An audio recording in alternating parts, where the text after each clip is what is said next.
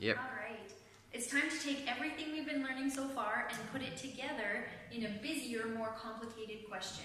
So if we take a look, we're asked to solve for angle x, and we're told some pieces of information. We're told this is 125, we're given that this is a right angle, this is 70 degrees, and this is 142 degrees. Now, we've spent a whole lot of time practicing parallel lines. So the first thing I want to do is take a look and see if there's any parallel lines that help me out. Unfortunately, nothing is marked, and the angles that I've been given aren't enough for me to prove any parallel lines. So I'm going to have to use some of the new information we've been given to solve this problem. So taking a look at x, we want something nearby that could help us solve. We don't have anything right here, so I know I'm going to have to work backwards, and I'm going to look for this a.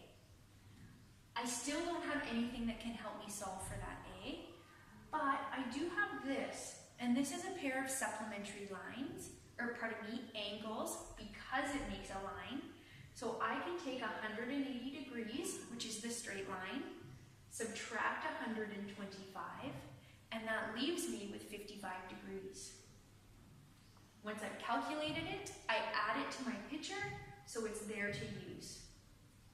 All right, if I knew this angle, then I could combine them and use what I know about triangles to solve. So I'm going to add a letter B here, so I know I want to solve for that. The next thing I know or could use is that these three angles together will add up to 180. So I put a letter C there.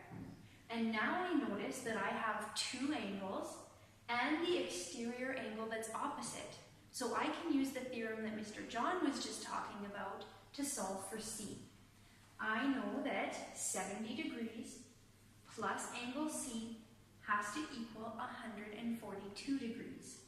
Using algebra to solve, I subtract 70 degrees from both sides, and that leaves me with angle C being 72 degrees. Alrighty. Now, I have these three angles, and they also will be supplementary.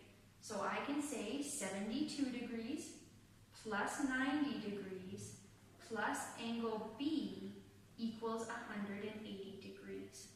I'm going to add these two together first.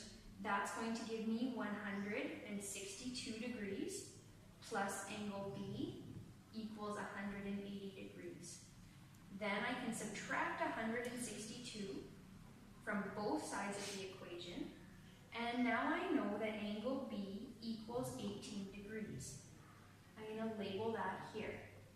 Now, originally, we said we were going to solve for angle A, but if I'm thinking creatively, I can look at my picture now and notice that I have two angles, and I'm solving for the opposite exterior angle.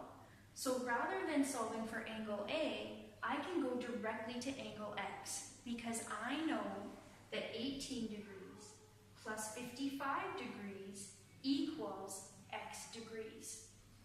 And I just have to add these together. 18 plus 55 gives me 73 degrees. So X equals 73